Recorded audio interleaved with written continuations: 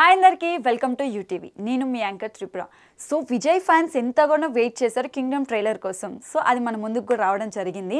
And fans అయితే మస్తు ఖుషి అయిపోయారు అన్నమాట ట్రైలర్ చూసిన తర్వాత. ఎందుకంటే విజయ్ ఇంతకుముందు మనకు కనిపించిన దానికి ఇప్పటికీ చాలా డిఫరెన్స్ ఉంది. విజయ్ ఇంతకుముందు ఒక లవర్ బాయ్ లాగా కనిపించాడు అందరికీ. బట్ ఈ ట్రైలర్ చూసిన తర్వాత ఫ్యాన్స్కి ఒక కొత్త విజయ్ కనిపించాడు. ఎందుకనంటే ఈ ట్రైలర్ చూస్తున్నది మనకు అర్థమైంది ఏంటి అని అంటే విజయ్ ఒక పోలీస్ అని మాత్రం అర్థమైంది. సో లవర్ బాయ్ కాస్త ఈ ట్రైలర్లో మనకు పోలీస్ లాగా కనిపిస్తున్నాడు.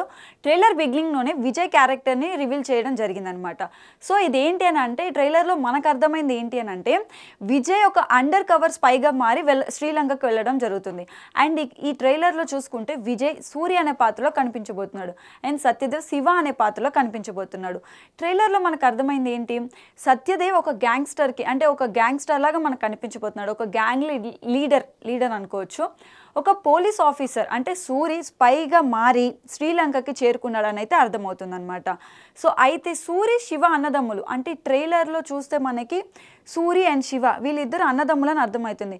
వాళ్ళిద్దరికి ఒకరికొకరు అంటే చాలా ఇష్టం. అంటే మనకు ట్రైలర్లో చూసినప్పుడు అర్థమైంది ఏంటి, శివ అండ్ సూరి అంటే సత్యదేవ్ అండ్ విజయ్ దేవరకొండ వీళ్ళిద్దరు అన్నదమ్ములు. వాళ్ళిద్దరికి ఒకరంటే ఒకరికి చాలా ఇష్టము. కానీ వాళ్ళిద్దరూ ఒక డిఫరెంట్ రూట్స్ని అయితే ఎంచుకుంటారు. అంటే విజయ్ దేవరకొండ వచ్చి పోలీస్ గాను, సత్యదేవ్ వచ్చేసరికి మనకి ఒక గ్యాంగ్ లీడర్లా కనిపిస్తాడనమాట. సో ఇలా డిఫరెంట్ క్యారెక్టర్స్ని అసలు ఎందుకు ఎంచుకున్నారు అనేది మనకి మూవీ చూస్తే అర్థమవుతుంది. అండ్ సూరి వచ్చేసరికి అంటే విజయ్ దేవరకొండ వచ్చేసరికి ఒక స్పైగా మారి శ్రీలంకకు చేరుకుంటాడు. ఎందుకు, ఆ గ్యాంగ్స్టర్స్ని చంపడానికి, అంతం చేయడానికి ఏమో మనకు తెలీదు. బట్ ట్రైలర్లో చూస్తే మాత్రం అంతం చేయడానికి వెళ్ళినట్టుగా మనకు అర్థమవుతుంది. బట్ అక్కడికి వెళ్ళిన తర్వాత సూరి కూడా గ్యాంగ్స్టర్ లాగా మారుతాడా లేకపోతే ఏంటి అనేది ఒక ఇంట్రెస్టింగ్ పాయింట్ అయితే మనకు అర్థమవుతుంది. అండ్ మోర్ ఓవర్ ఇక్కడ చూసుకుంటే ఇంపార్టెంట్ పాయింట్ ఏంటి అంటే వీళ్ళ ఫ్లాష్ బ్యాక్లో స్టోరీ చూస్తే మాత్రం వీళ్ళిద్దరు అన్నదమ్ములు ఒకరికంటే ఒకరు ఇష్టము. సో ఆ ఫ్లాష్ బ్యాక్ మనకు చూపించడంతో మనకు అర్థమవుతుంది అనమాట. స్టోరీ అనేది అక్కడే అర్థమవుతుందని మనకు అర్థమవుతుంది ట్రైలర్లో. వీళ్ళిద్దరి మధ్య ప్రేమతో కూడిన లైవరీ ఉంటుందని ట్రైలర్ చూస్తే అర్థమవుతుంది. ఫస్ట్ టీజర్లో కూడా మనకి జైలు ఎపిసోడ్ చూపించారు. సో దాన్ని బట్టి అర్థమవుతుంది ఏంటంటే ఈ మూవీలో జైలు ఎపిసోడ్ అనేది ఒక ఆకర్షణగా నిలబడబోతుందని తెలుస్తుంది. సో నెక్స్ట్ ఇంట్రెస్టింగ్ పాయింట్ ఏంటంటే చిన్నప్పటి ఫ్లాష్ బ్యాక్ ఎపిసోడ్లోని అసలు కథను రివీల్ చేసే అవకాశం ఉందని కూడా మనకు అర్థమవుతుంది.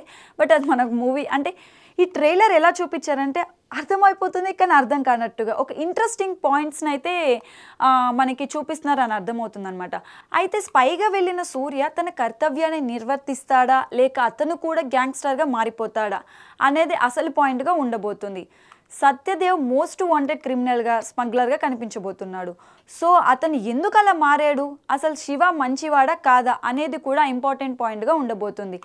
అయితే శివ అండ్ గ్యాంగ్ని అంతం చేయడానికి వెళ్ళిన సూరి తానే మారిపోయి గ్యాంగ్లో కలిశాడా లేక వాళ్ళని అంతం చేశాడా అనేది సినిమాలోనే చూడాలి. ఈ ట్రైలర్లో చూస్తే మ్యూజిక్ అంటే ఇప్పుడు ప్రతి స్టోరీకి మ్యూజిక్ అనేది చాలా ఇంపార్టెంట్ రోల్ అయితే ప్లే చేస్తుంది.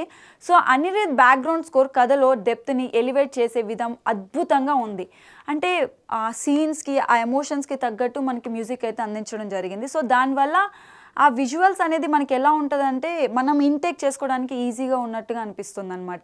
అండ్ ఇంక ఇంట్రెస్టింగ్ థింగ్ ఏంటంటే ఆ విజువల్స్ అన్నీ ఒక రకమైన మూడ్ని క్రియేట్ చేసి అంటే మనకి ట్రైలర్ చూస్తున్నంతసేపు అంటే ఒక ఆడియన్స్ని ఎలా మనం గ్రాప్ చేసుకోవాలనేది ఈ ట్రైలర్లోనే చూపించేశారనమాట. అంత ఇంట్రెస్టింగ్ ఒక రకమైన మూడ్ని క్రియేట్ చేసే విధంగా ఉందన్నమాట మనకు ట్రైలర్ చూసినా కూడా. కింగ్డమ్ అనేది అంటే ఇప్పుడు మనము కింగ్డమ్ ఆ పేరులోనే ఉందన్నమాట. ఇది ఒక డార్క్ ఎమోషన్ డ్రామా లాగా తెరకెక్కుతుందంటే మనకు అర్థమవుతుంది.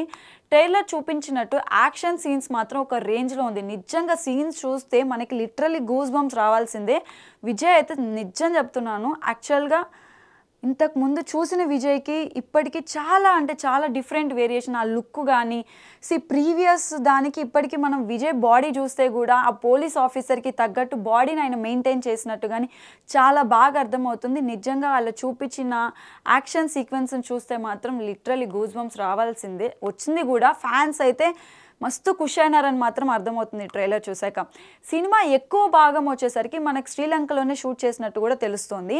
సో శ్రీలంక అంటే ఈ సినిమా ట్రైలర్ చూసినప్పుడు ఎలా అనిపిస్తుందంటే శ్రీలంక ఒకప్పట్లో ఈ తమిళనాడు నుంచి కొంతమంది వాళ్ళ బతుకు తెరువు కోసం శ్రీలంకకు వెళ్ళినప్పుడు ఒక వ్యక్తి ఇది మాకే సొంతం, ఇది మాకే అంటే ప్రత్యేకంగా కావాలి అని చెప్పేసి ఒక పోరాటం జరగడం జరిగిందనమాట.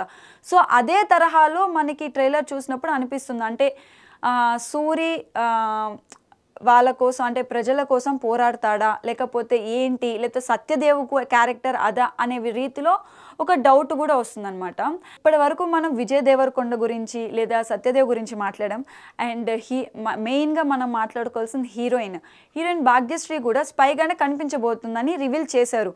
అయితే లవ్ స్టోరీ కథల్లో భాగంగా ఇంట్రెస్టింగ్గా సాగుతుందని కూడా మనకు అర్థమవుతుంది.